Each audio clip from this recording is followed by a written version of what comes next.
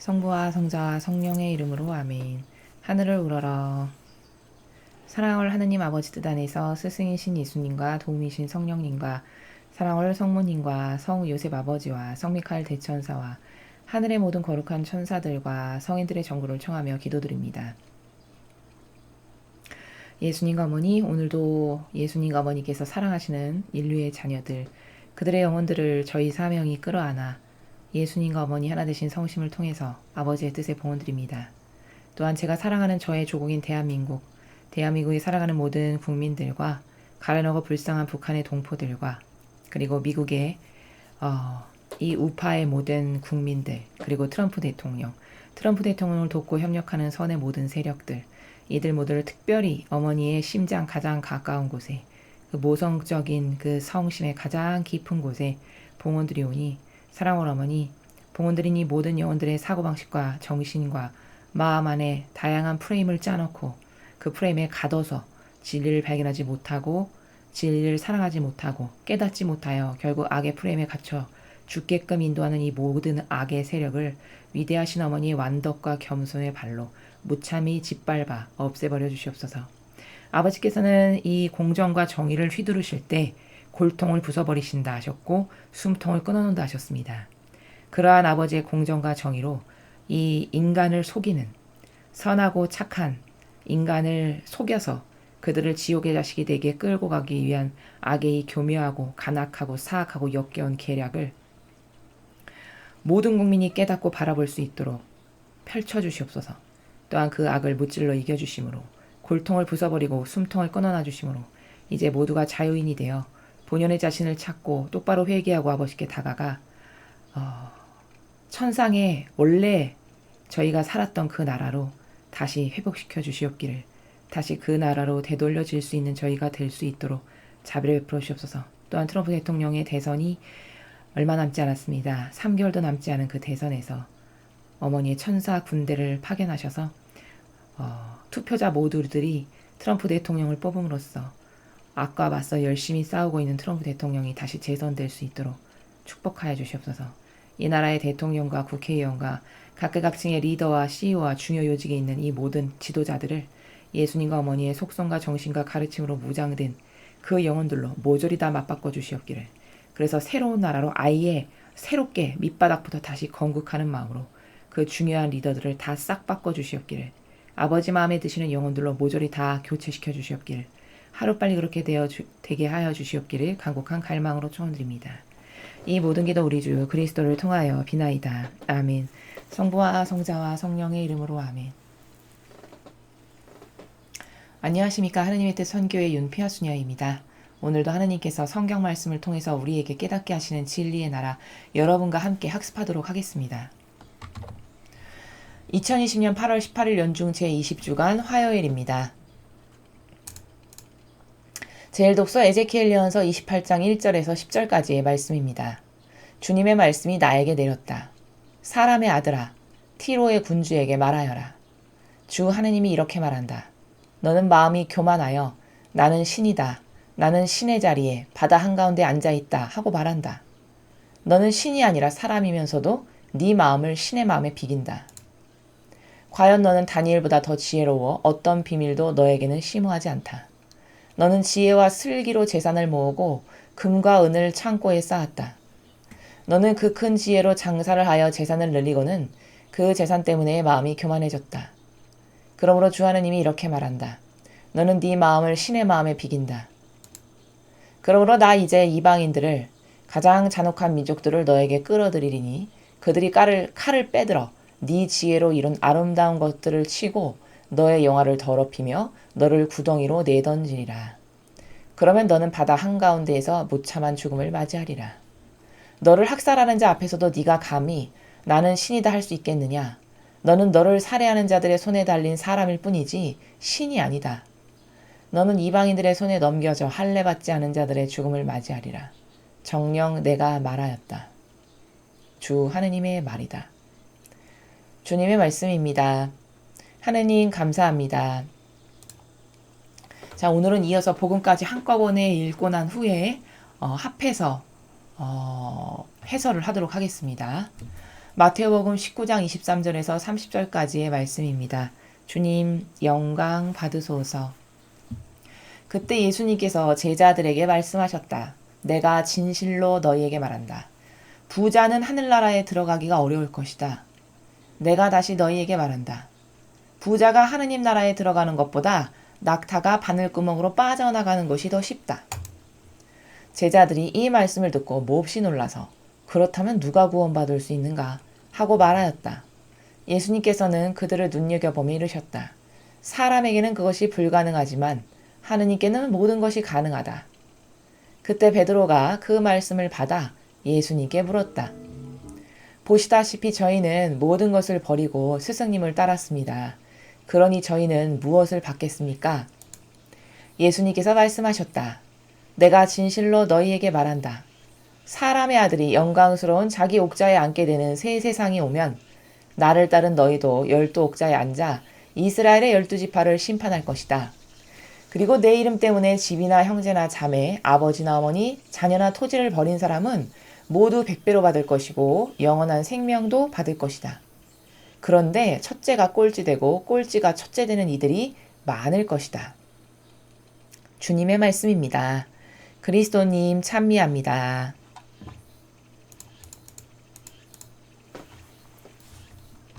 자, 여러분 오늘 일독서와 복음은 하나의 관점으로 묶어서 한 관점 안에서 두 개의 그 성경 말씀을 다 말씀을 드릴 수가 있습니다. 그래서 한꺼번에 다 읽었고요.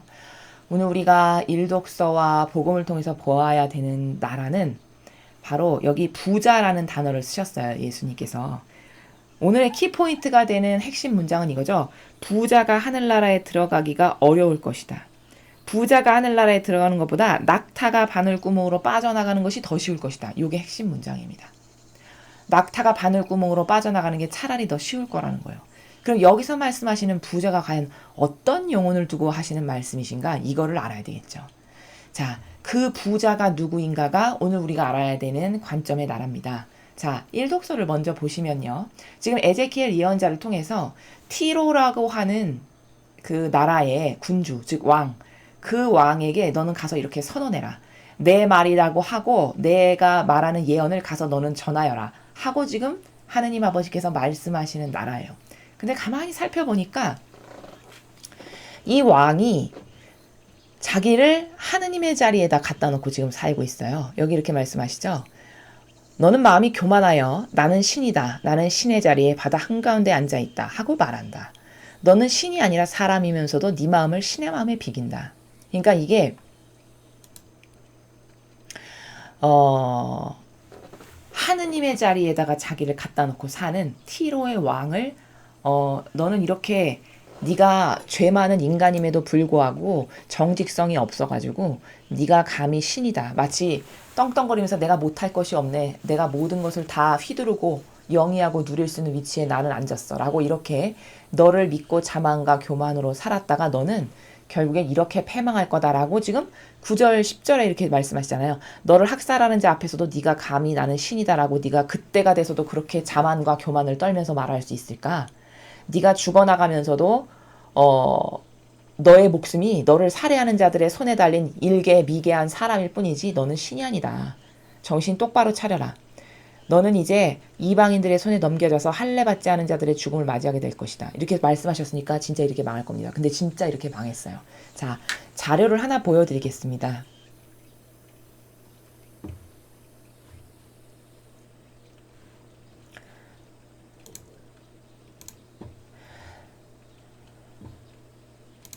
자, 여기 보시면요. 티로라는 곳이 어떤 곳인지를 제가 좀 찾아봤습니다. 자, 여기 보이시죠? 여기 시리아가 있고요. 여기 이렇게 길쭉하게 생긴 부분에 여기 하단에 보면 빨간 글자로 티르, 수루 이렇게 써 있습니다. 여기 왼쪽에요. 좌측에요. 보이시죠? 자, 티로가 수루라고도 불렀다라고 합니다. 근데 여기 보면 티로는 레바논의 항구 도시로 아랍인들은 수루라 부른다. 그러니까 여기 수루가 곧 티로를 말합니다. 그래서 이 도시의 흔적은 기원전 2000년까지 소급되며 시돈과 함께 고대 페니키아의 경제를 좌우해왔다. 그러니까 이 무역을 잘하고 이렇게 물건 수출을 판매하면서 잘 사는 나라였던 거죠. BC 9세기에는 티로의 개척자들이 북아프리카 중심 도시 카르타고를 건설하고 식민지로 삼았다. 카르타고를 식민지로 삼을 만큼 떵떵거리고 막강했던 나라죠. 훗날 카르타고는 로마에 대항하는 도시로 성장한다. 그렇죠. 우리가 역사적으로 세계사 시간에 배우잖아요. 카르타고가 로마에 대적할 만큼 굉장히 막강했던 도시였죠. 그만큼 티로의 영향력은 막강했다. 그러니까 이렇게 이 티로의 왕이 이렇게 자기가 로마에 대항할 만큼 도시도 크게 성장케 하고 무역해서 잘 살고 이러니까 이제 교만과 자만으로 자기가 마치 신인 양 착각하고 살았던 그 상태를 하느님 아버지께서 예레미야 예언자를 통해서 지금 말씀하시는 내용이죠. 여기 이렇게 다 사실적인 내용이 확인이 됩니다. 한때 티로 왕 히람은 솔로몬과 거래하며 레바논의 백향목을 이스라엘에 수출했다. 성전을 짓는 그 백향목 나무를 수출도 했대요. 그리고 기술자들을 파견해서 성전과 왕궁 건설에 종사하도록 했다. 악명 높던 아합의 아내 이제벨. 이제벨 아시죠? 바알 신을 그토록 열심히 섬겨가지고 수백 명의 바알 사제를 두고 살았던 그 이제벨이란 여자. 결국에 저주받아서 죽었죠. 그 역시도 티로와 시돈을 다스렸던 옛바알의 딸이다. 티로와 시돈을 다스린 왕의 딸이었대요.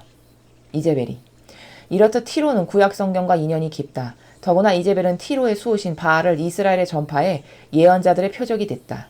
당시 바알은 턱수염에 둥글고 높은 모자를 썼으며 치마를 입은 형상을 하고 있었다. 발굴된 조각과 그림을 통해 확인된 사실이다. 이렇게 막강했던 티로가 BC 8세기에는 아시리아의 조공을 바치는 신세가 된다. 여러분 여기 오른쪽에 보이는 시리아라고 쓰여있는 부분이 바로 아시리아를 말합니다. 이제 이 아시리아가 엄청 커져가지고 아시리아에 의해서 이스라엘도 엄청나게 매일 공격당하고 핍박당하고 망하게 되잖아요. 그 아시리아를 말하는 겁니다. 그래서 아시리아가 이 당시에 막강한 강대국이어가지고 결국에는 이 티로도 이제 조공을 바치는 신세가 된 거예요. 북이스라엘을 멸망시킨 그들과 화해를 맺었기 때문이다.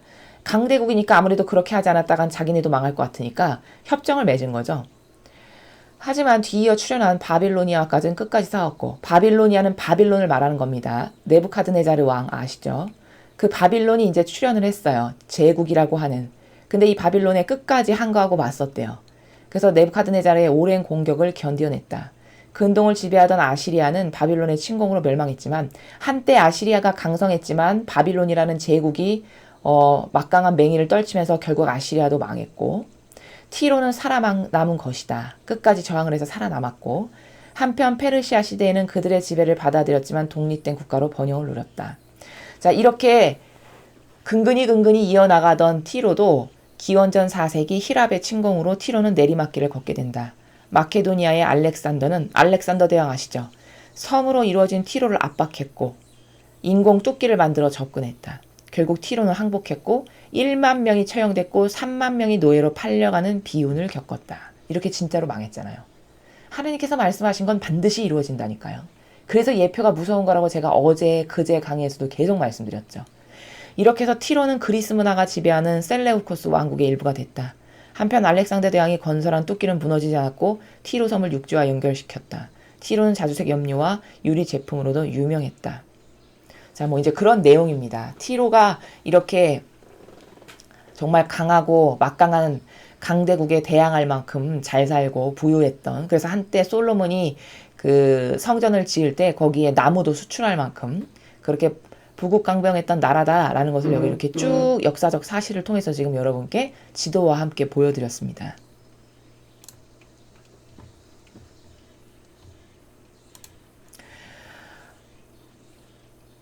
자, 그래서 우리가 지금 1독서를 통해서 이렇게 그 하느님 앞에 감히 인간이 정직하지가 못해서 자신이 어떤 존재인지를 깨닫지를 못해가지고 자기를 신의 위치에다 갖다 놓은 이 티로의 왕이 어떻게 망했는지를 실제적 역사적 사실을 가져다가 여러분에게 지금 말씀을 드리고 보여드렸습니다. 자, 오늘 이 1독서에 나오는 이 티로의 왕, 여기 보면은 티로의 군주, 이 티로의 군주가 바로 이 복음의 설에 나오는 부자예요. 즉 이 복음 해설에 나오는 부자가 바로 이 티로의 군주를 말하는 것인데, 그래서 연결되어 있다라고 제가 말씀을 드렸는데, 자, 부자가 낙타가 하늘 꿈으로 나가는 것보다 더 하늘나라에 가는 게 어렵다라고 말씀하시는 이 부자가 그럼 도대체 누구를 말하는 거냐? 이 부자라는 건요, 단순히 돈 많은 부자를 말하는 게 아닙니다. 여러분, 돈 많은 부자는 하늘나라 다 못 간다고 하면은, 그럼 부자는 저주받은 겁니까? 말이 안 되는 거죠. 여러분, 다윗을 보십시오. 다윗이 하나님께로부터 얼마나 많이 축복받은 왕이었습니까? 그렇죠? 부자였죠. 부유하고 풍요롭고 넉넉하고 온 이스라엘 백성 중에 가장 돈이 많은 왕이었어요. 왕. 근데 그 다윗을 그렇게 많이 축복하시고 눈에 넣어도 아프지 않은 내 아들이라고 말씀하셨단 말이죠. 그럼 이 여기 나오는 성경에 지금 마태복음의 24절에 등장하는 부자는 그 단순히 돈 많은 부자를 말씀하시는 게 아니다라는 거예요. 왜 부자가 하늘나라에 들어가기가 그렇게 낙타가 바늘구멍 들어가는 것보다 더 어려울까? 그건 왜냐? 자기가 가진 것으로 자만하고 살기 때문입니다. 오늘 일독서에서 본 티로의 왕이 자기가 가진 것으로 자만하고 살았죠. 자만해서 마치 신인 양, 신처럼 떵떵거리면서 의시되면서 교만과 자만을 떨어대면서 이렇게 살았어요. 바로 그게 부자예요. 즉 여기 나오는 부자는 하느님과 하나 되기가 어려운 상태, 영혼이. 왜? 가진 걸로 자만하고 교만하니까. 그러니까 하느님하고 하나 될 수가 없죠. 하느님하고 하나 될 수가 없으니까 당연히 천상의 나라에 갈 수가 없죠. 그러니까 너같이 부자, 즉 네 뜻으로 가득하고 가진 게 많아서 교만과 자만으로 살아가는 이 부자는 절대 하늘나라 못 간다는 거예요. 차라리 그 부자가 하늘나라에 가는 확률보다는 이따시만큼 큰 낙타, 말도 안 되게 큰 낙타가 바늘구멍이 얼마나 작습니까, 여러분? 그 바늘구멍으로 통과하는 게 차라리 쉬울 거라고 말씀하시는 이 정도의 나라예요. 그러니까 오늘 이 부자가 무엇인지를 잘 깨달아야 됩니다. 여러 가지 관점이 있어요. 여기서 예수님께서 말씀하시는 이 부자는 첫째, 왜 부자가 하느님 나라에 못 가냐? 하느님과 하나 되기가 어렵기 때문이에요. 돈이 많거나 어떤 권한이 많거나 누리는 것이 많고 명예가 있고 뭔가 이렇게 갖고 있는 것이 많다. 그런데 그 갖고 있는 것으로부터 자유롭기가 쉽나요? 어렵나요? 어렵죠. 자아가 세면 셀수록 더 어렵죠.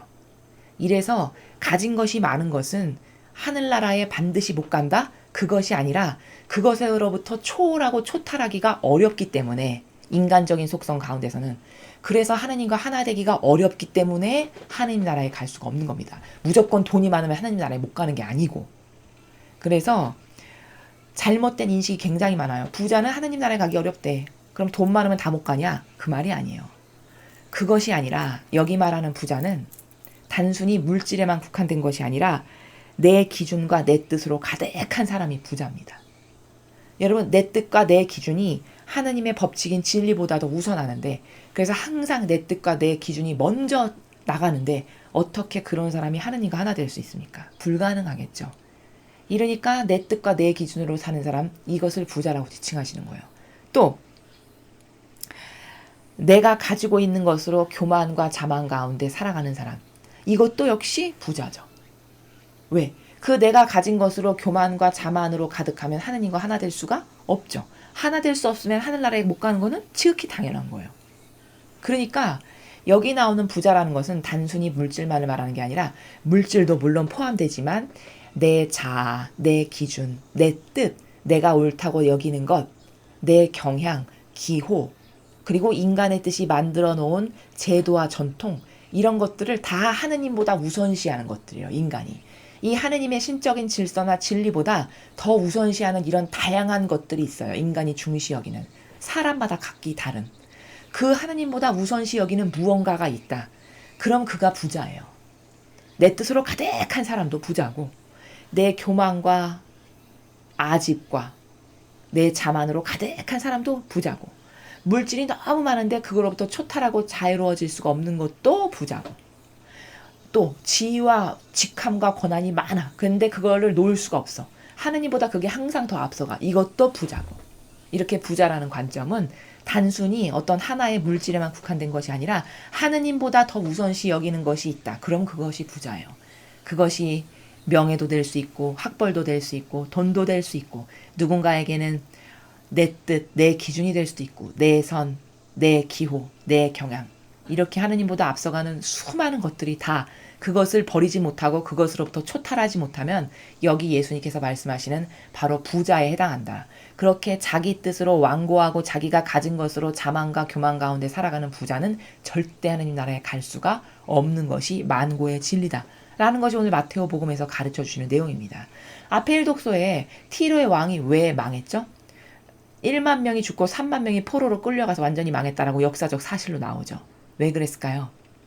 그렇게 하느님 앞에 내가 신의 버금가는 이런 존재야. 내가 가진 게 이렇게 많고 내가 떵떵거리면서 이런 다스리는 엄청 큰 나라도 있고 부자고 아쉬운 것 없고 나는 왕이고 이런 자기 뜻으로 가득한 이 자아와 이기심과 자애심과 사욕과 욕망으로 가득한 사람을 부자다라고 하신 겁니다. 그래서 그런 부자는 하늘나라에 절대 죽었다 깨나도 못 간다. 왜? 하느님과 하나 될 수가 없으니까. 자기가 가진 것이 항상 더 하느님보다 앞서가니까. 그러니까 차라리 낙타가 바늘구멍 빠지는 게 쉽다. 이렇게 말씀하시는 겁니다. 그러면서 이제 베드로가 여쭤보죠. 보시다시피 저희는 다 버리고 스님을 따랐습니다. 그러면 저희는 뭘 받겠습니까? 그러니까 예수님께서 말씀하셨어요. 내가 진실로 너한테 말한다. 사람의 아들이 영광스러운 자기 옥자에 앉게 되는 새 세상이 오게 되면은 나를 따른 너희도 12옥자에 앉아 이스라엘의 12지파를 심판할 것이다. 자, 여기 12제자가 이스라엘의 12지파를 심판하게 될 거래요. 사람의 아들이 영광스러운 자기 옥자에 앉게 되는 새 세상이 오면 천상의 나라에서 즉 12명의 사도가 이스라엘 12지파를 다스리게 된다는 말이잖아요. 그럼 12사도는 왜 다스릴 수 있는 권한을 하느님께서 주시는가? 그것은 단지 직함과 직분이 높은 12제자니까 그게 아니고 12제자에게 이스라엘의 12지파를 다스려도 좋다라는 권한을 주시는 이유는 그 12제자가 예수님과 하나 되었기 때문이죠. 이렇게 하나 된 사람만이 천상에서 다스릴 수 있는 권한을 예수님께서 즉 아버지께서 부여하시는데 지극히 합당한 거죠. 그래서 성경에서 이렇게 말씀하셨잖아요. 너는 나와 함께 먹고 마시고 다스리자. 여러분 아무나 먹고 마시고 다스리는 권한을 주나요? 아니 마귀하고 일평생 하나 되고 동조하고 협력하고 살았는데 그 사람에게 다스리는 권한을 준다면 이건 천상의 나라가 잘못된 거죠. 정직하지가 않은 거죠. 그럴 리가 없죠.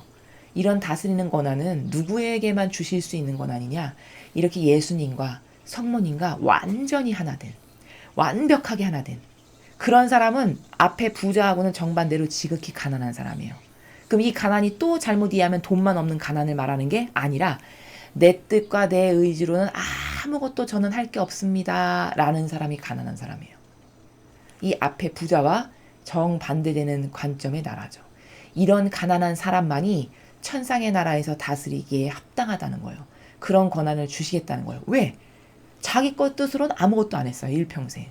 내 선을 따르지도 않았고 내 의지를 따르지도 않았고 내 기준과 내 무엇으로 내밀지도 않았고 뭐 내가 아버지의 뜻보다 앞서가서 뭘 섬기고 따르고 귀중히 여기고 소중히 여기는 것이 일평생 없었어요. 이게 가난한 사람이에요. 그럼 뭘까? 이건 완벽하게 하나 됐다는 표징이잖아요.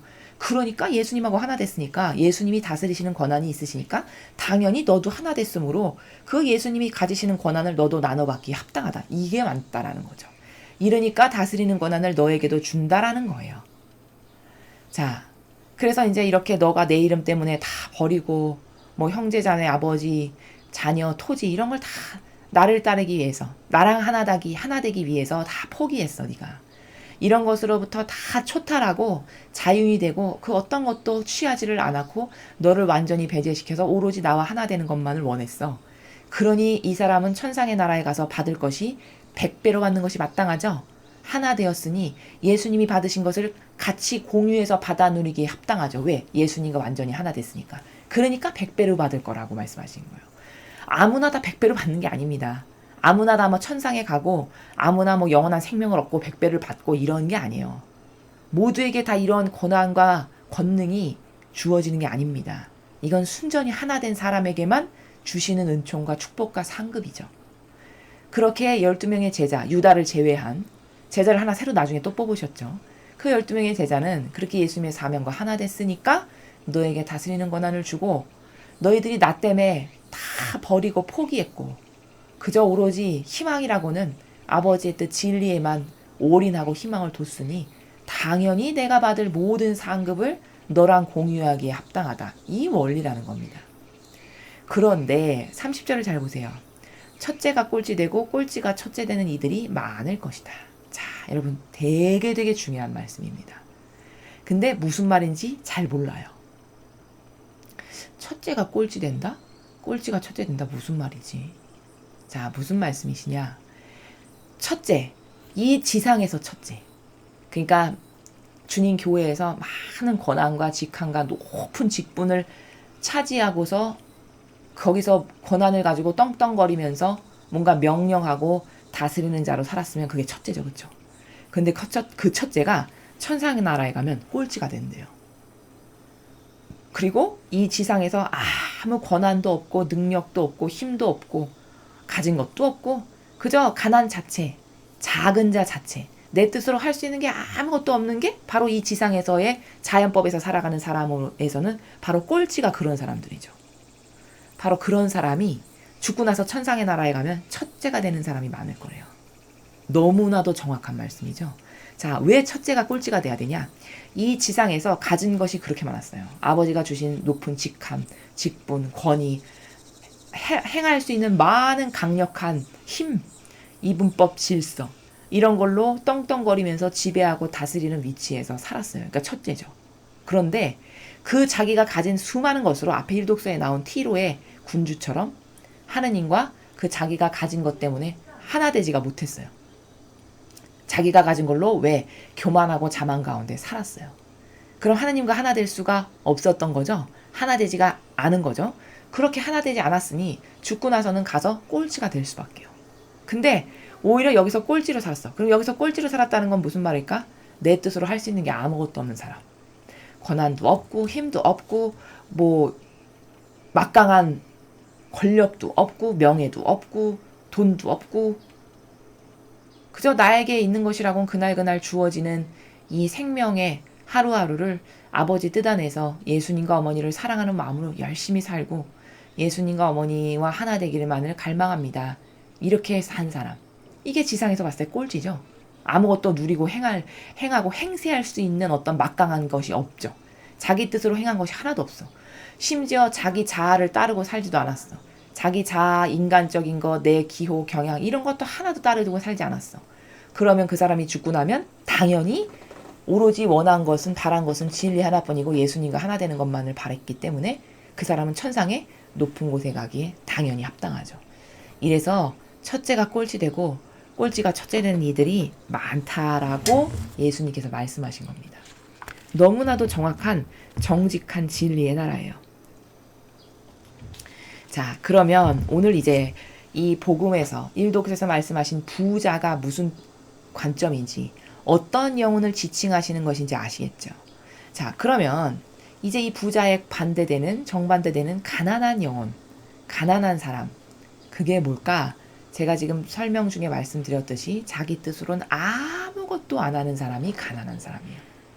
오로지 제 뜻과 제 의지와 제가 가지고 있는 그 어떤 것도 저는 쓸 게 아무것도 없고 저는 오로지 진리에만 하나 되기를 갈망해서 예수님과 어머니의 정신에 녹아들고 용해되기만을 갈망합니다. 이 사람이 가장 작은 자예요. 이 가장 작은 자를 하느님은 가장 높은 곳에 들어 올리신다는 거죠. 왜? 자기 뜻으로 아무것도 안 하고 오로지 예수님과 어머니와 하나 되기만을 갈망했기 때문에 높은 곳에 갖다 놔서 모든 이의 귀감이 돼야 돼요. 그런 영혼 죽은 다음에 봐라 새 지상에서 이렇게 산 영혼이 있다.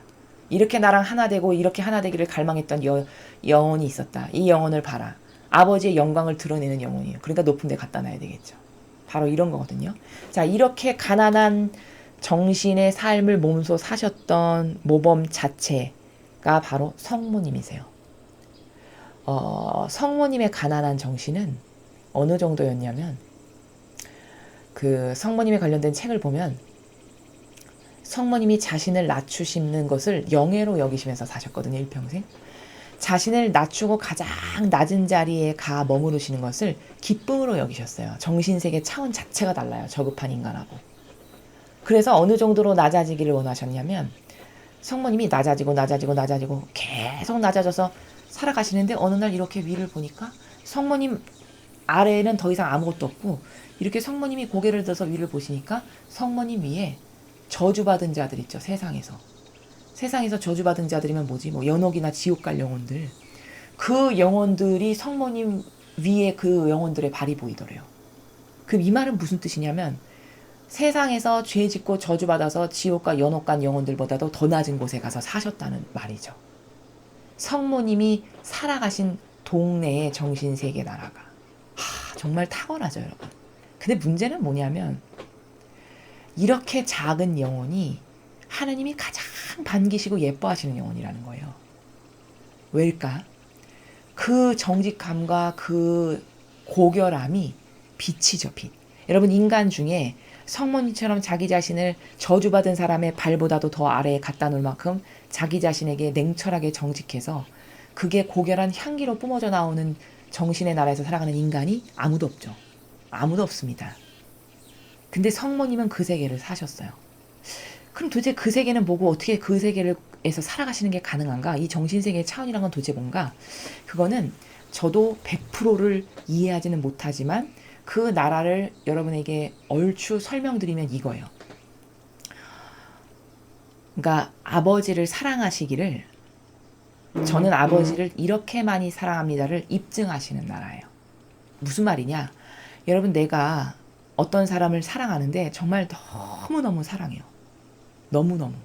진짜 내 목숨을 바쳐도 아깝지 않을 만큼 나의 전부를 다 바쳐도 아깝지 않을 사랑하는 사람이 인류에서 하나 있다라고 생각해보죠. 그러면 그 영혼에게 항상 나는 당신을 이렇게 많이 사랑합니다를 입증해 보이고 싶겠죠. 당신이 저의 전부입니다를 입증해 보이고 싶을 거 아니에요. 그 입증해 보이기가 많은 희생과 고통을 아주 즐겁게 행하겠죠. 그토록 많이 사랑한다면. 전부로서 사랑하니까. 아주 그냥 그 사람을 위해서라면 자다가도 새벽 3시에 뭔가 그 사람이 필요한 게 있으면 벌떡 일어나서 갖다 주는 이런 희생의 나라. 이걸 억지로 하냐? 이건 벌써 사랑이 아니에요. 억지로 한다는 것 자체가 벌써 질이 떨어지는 거죠. 그게 기쁜 거예요. 새벽 3시에 일어나서 뭘 해도 기쁘고 즐겁고 행복히만 하기만 해. 이게 퍼펙트한 사랑의 나라가 바로 이런 거거든요. 성모님은 그 사랑의 향기를 아시는 분이에요. 그런 사랑의 나라를 몸소 사시고 그 사랑의 향기가 뭔지를 아시고 그 사랑을 아버지께 드리기를 항상 갈망하셨던, 갈구하셨던 그런 정신세계를 사셨던 분이에요. 그러니까 가장 낮은 곳에 가서 사시는 이유는 왜일까? 거기서 아버지, 저는 아버지께 제 사랑을 이렇게 입증해 보여드릴 거예요. 이런 나라요. 저는 아버지를 이렇게 많이 사랑해요. 저는 아버지 앞에 아무것도 아닌 비참하기 이를 데 없는 죄인이고 아무것도 아닌 그저 껍데기에 불과한 저는 이런 존재입니다. 라고 몸소 저를 이렇게 이런 존재로 저는 저를 인정하고 저는 아버지를 그토록 많이 사랑합니다를 입증해서 항상 보여드리시는 것을 영예로 여기고 기쁨으로 여기셨던 바로 그 정신세계의 구현이 가장 낮은 데서 살아가는 나라가 그래서 구현이 가능한 거다. 라고 이렇게 성모님의 정신을 아주 조금 설명을 드릴 수가 있어요. 그러니까 세상도 그것을 약간 닮은 것을 제가 지금 말씀드리기를 누군가를 많이 사랑하면 많이 희생하죠. 여러분, 어떤 자녀가 부모를 사랑하는데 정말 지극정성으로 부모님을 사랑한다. 그러면 부모님을 위해서 희생하는 걸 지겨워할까요? 아니요. 기쁨으로 여깁니다. 영예로 여기고 아주 기쁨으로 여기겠죠. 이 희생과 고통을 받아들이는 순도가 곧 사랑의 정도예요. 아주 명확한 과학이에요. 누군가가 저 사람이 나를 위해서 희생을 얼만큼 하는가를 여러분이 딱 보시면 그 사람의 사랑의 정도가 딱 그만큼이다라고 재셔도 무방해요. 정확해요. 팩트입니다. 이게 과학이에요. 여러분, 희생하지 않는데 그러니까 사랑하지 않는데 희생하고 싶나요? 절대 아닙니다. 사랑하지 않으면 거기선 희생 안 나오고요. 가짜 사랑, 그냥 일순간으로 단순히 육적으로 좀 뭔가 좋아서 몸뚱아리가 좋아서 했던 사랑 같은 것은 다 가짜고 그것은 시간이 지나면 다 시큰둥해지고 시들시들해지고 없어져 버릴, 그건 솔직히 말하면 이런 신적인 나라에서는 사랑이라고 볼 수 없는 나라예요. 그것은 사랑이 아니고 그것은 동물적 본능에 의한 단순한 끌림이지 그것을 이런 고결한 정신세계에서 사랑이라고 말하지 않습니다. 성모님의 자그심은, 성모님의 이 작디 자금의 완성은 피앗의 정신인데 이 피앗이라는 것은 집안 가사 일에서 피앗을 완성하셨다라고 되어 있는데, 그게 뭐냐면 어떤 정신이냐면, 쓰레받기로 방을 하나 쓰시는데 방을 청소하시는데도 어디서 종소리가 땡 들리면 아버지가 지금 나를 부르시나? 저 종소리가 혹시 아버지가 나를 부르시는 소리가 아닐까? 이렇게 피앗으로 종소리를 들으시는 정도의 완벽한 완덕과 순종의 나라, 겸손의 나라셨어요. 어머니가 사랑하셨던 나라. 이러니 하느님께서 사랑 안 하실 수가 없겠죠. 여러분도 생각해 보십시오. 어떤 여인이 나를 사랑하는데 그 정도로 낮은 자리에서, 그 정도로 겸손하고 자신을 낮추는 정신세계에서 누군가 나를 사랑한다면 그건 눈에 넣어도 아프지 않은 사랑하는 사람이죠. 아, 저 사람 정말 나의 전부다. 이렇게 인정할 수밖에 없는. 바로 성모님이 그런 영성으로 사셨다는 것을 여기서 지금 부자에 반하는 영성이 바로 성모님의 영성인데, 여기 예수님께서 부자라고 지칭하신 것에 정반대되는 나라가 성모님의 영성이신데, 성모님은 그 자금을 완성하신 영성이세요. 그것을 우린 피앗이라고 하고, 그 자금의 위대함이, 그 작디 자금의 위대성이 지금 시대 사람들은 작디 자금의 위대성을 모릅니다. 크고 눈에 보이고 번쩍번쩍 거리고 와닿고 이런 것만을 좋아해요. 왜냐하면 유물론적인 세계관에서 살다 보니 이 작은 것이 얼마나 위대하고 아름답고 그윽하고 고결한 향기를 내는 세계인지를 모르고 관심이 없죠. 근데 아버지는 이런 작은 것만을 보세요. 이 작디작인 의지에서 나오는 아름답고 고결한 향기, 이 작은 단순성의 나라, 자신을 이 정도로 낮추어서 오로지 하느님께 아주 고결한 향기만을 드리기를 원했던 이 아름답고 지극히 고결한 정신세계, 이것이 아버지께 얼마나 큰 기쁨이 되는지를 우리는 성모님을 통해서 배워야 되고, 그런 사람은 바늘길을 그냥 슉슉 통과하는 거죠. 오늘 여기 부자의 정반대되는 나라가 바로 작은 사람, 자금의 위대성인데, 성모님은 그 정도로 작아지셨다는 거. 저주받은 사람들이 성모님 위에서 살아갈 만큼 그들보다도 더 밑으로 내려가신 거예요. 그 세상에서 저주받았다라고 해서 지옥과 연옥 갈 사람들보다도 더 아래. 얼마나 자기를 낮춘 겁니까? 그렇죠? 이래서 겸손의 어머니, 완덕의 어머니, 뭐 무슨 어머니 이렇게 부르는 호칭이 다 성모님이 그런 위대하신 그 자금의 영성으로서 완성하셔서 아버지께로 받으신 수많은 축복들을 우리가 이렇게 말씀을 드리는 거거든요. 그래서 세상 사람은 자기를 작게 하고 이렇게 낮추면 손해본다고 생각해요. 그쵸? 그러니까 겸손할 수가 없죠. 근데 여러분, 거꾸로 알고 살아가는 거죠. 사실 겸손이 가장 큰 사람이죠. 천상의 나라에서. 아버지께서 가장 높이 여기실 수 있는 사람이 바로 겸손한 사람이죠. 왜일까요? 그 겸손한 사람은 자기 뜻으로 아무것도 행하지 않거든요. 자기 것을 절대 내세우지 않거든요. 겸손한 사람은 내 기호, 주장, 취미, 내 설정값, 내가 선하다고 생각하는 거, 맞지도 않는 내 정신세계에서 나오는 뭐 이상한 뇌피셜, 진리도 아닌데 내가 믿고 따르는 기준, 이런 거 작다라는 거는 하느님 앞에 하느님이 가장 첫 번째고 우선시고, 하느님 아닌 것은 그 어떤 것도 나에게는 아무 의미가 없고 나는 그 어떤 것도 따르지를 않겠습니다라고 하는 정신세계의 완성이 자금의 나라예요. 이러니까 위대한 거죠. 이러니까 가장 높은 곳에 가야 합당하겠죠. 천상의 나라에서. 바로 성모님이 그런 영성으로 사셨고, 세상 사람이 그렇게 나를 겸손하게 작은 자로서 낮추고 살면 손해본다라고 생각하는 것은, 이것은 정신세계의 그 근원 자체가 인간은 유물론적인 것에 가치를 두고 천상의 나라는 본질적인 것에만 가치를 두기 때문에 상극이에요. 상극. 인간이 따르는 것과 천상의 세계가 중시 여기는 것은 상극이죠. 그러니까 인간은 크고 좋고 명예롭고 나를 높이고 세우고 위대하다라고 하고 칭찬받고 이런 것을 좋게 여기지만, 천상의 나라는 정반대.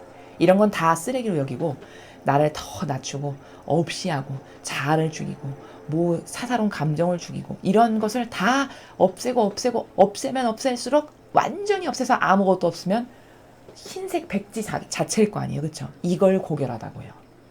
고결함 자체, 순결무구함 자체, 온통 하얀 눈밭 자체, 얼마나 아름답고 그윽합니까? 그렇죠?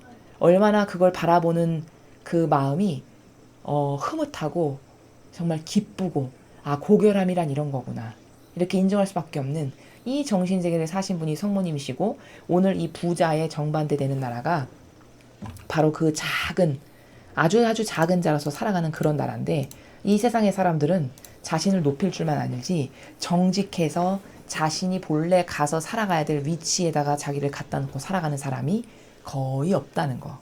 그러니까 축복을 받을 수가 없고 그러니까 그 역겨움을 아버지와 예수님과 어머니께서 복을 주기 싫어서가 아니라 복을 받을 만한 그릇이 안 되는 거죠. 축복을 받을 만한. 여러분 그렇죠. 주전자의 물을 받으려면 최소 그릇은 준비해야 될 거 아니에요. 간장 종지가 됐건 컵이 됐건 대접이 됐건 최소 그릇은 있어야 되죠. 근데 그릇조차 만들기를 거부하는 게 교만이고 자만의 나라예요. 아 됐다 다 필요 없다. 아 내가 최고. 아 내가 기준. 내가 모범. 이런 거죠. 그러니까 그릇조차도 마련하지 않는데 어떻게 부어주실 수가 있나요? 은총을. 불가능하죠. 이런 정신세계에서 살아가는 게 현대인이에요. 이러고서는 나는 뭐 하나님한테 축복을 못 받고 내 기도는 안 들어주시고 이거는 무엇을 구현해야 되는지는 모르고 입으로만 불라불라 기도한다 한들 그 기도가 당연히 안 이루어지죠. 기도가 이루어진다는 것은 나의 정신세계가 먼저 똑바르고 근원이 올바라야 돼요. 내 속성과 본성을 올바르게 가다듬고 버릴 것은 버리고 똑바로 세울 것은 세워놔야 그래야 근본이 되어야 그때서부터 예수님과 어머니께서 아 그래 너는 근본 양심이 됐다. 그래 너는 정직하구나. 이렇게 해서 거기에 이제 뭔가 역사를 하실 수가 있는 것이지 근본의 자세 자체가 안 됐는데 교만과 자만으로 가득하고 맨날 자아와 이기적인 나를 돌보는 것밖에 없는 이 정신으로 사는데 거기다가 어떻게 은총을 부어주실 수 있겠습니까? 그래서 우리는 오늘 성경에 등장하는 부자가 혹시 나는 아닌가. 나는 항상 하느님보다 먼저 우선시하고 앞서 나가는 나의 어떤 수많은 여러 가지 것들, 뭐 기호가 될 수도 있고 경향이 될 수도 있고 내 선이 될 수도 있고 내 기준이 될 수도 있고 내가 착하다고 좋다고 생각하는 것 이런 수많은 것들이 하느님보다 앞서 나가는 것이 과연 나에게는 존재하는가. 그게 존재한다면 그게 바로 부자예요. 그 부자는 아무리 노력한다 한들 인간적 노력 백날 해봤자 차라리 당나귀가 바늘길 들어가는 게 낫지 그런 부자는 바늘길을 통과 못한다. 즉 천상의 나라에 못 간다라고 단정해서 말씀하셨어요. 그럼 어떤 정신세계를 구현해야 되는가? 성모님과 같은 정직해서 자기 자신에게 아 저는 허무에서 왔고 죽고 나도 허무로 돌아갈 제가 무엇을 손에 쥐고 태어난 것이 아니고 죽을 때도 손에 뭘 쥐고 갖고 갈 수가 없는 다 이건 아버지께서 저에게 공짜로 덤으로 주신 선물이고 축복이고 은총입니다. 그러니 제 것이라고 여길 것이 뭐가 있겠습니까 아버지. 다 거저 주어진 것들인데 그저 저는 늘 감사드리고 그저 아버지의 뜻만이 저에게서 이루어지기를 저에게 세워놓으신 아버지의 계획이 그저 완벽하게 다 이루어지기만을 그것만을 갈망해서 아버지와 하나 되기만을 갈망합니다. 이게 작은 자다. 이 작은 자만이 천상의 나라에 들어가기에 합당하다라고 오늘 말씀하신 내용을 잘 마음과 정신에 깊이 새겨서 오늘부터 우리도 이렇게 성모님의 영성을 닮은 그 아름답고 위대하신 정신세계를 나의 정신세계로 만들어서 우리도 천상의 나라에 예수님과 어머니와 함께 살아갈 수 있는 영혼이 될 수 있도록 지금부터 이 지상생활에서 하나하나 것을 구현해 나가는 우리가 되어야 하겠습니다. 이상으로 2020년 8월 18일 연중 제20주간 화요일 복음 해설을 마치겠습니다. 감사합니다.